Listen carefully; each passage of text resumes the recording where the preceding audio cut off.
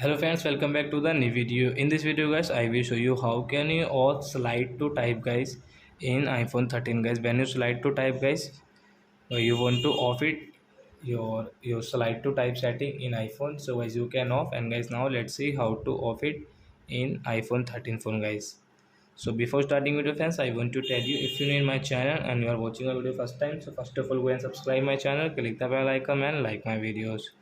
So guys, now let's see guys, first of all guys, come in your phone setting, then guys click on this general setting,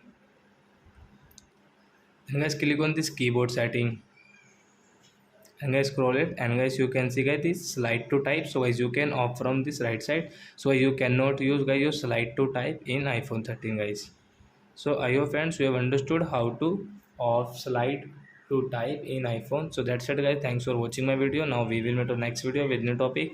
Before going, please go and like my video, subscribe my channel. Bye bye friends.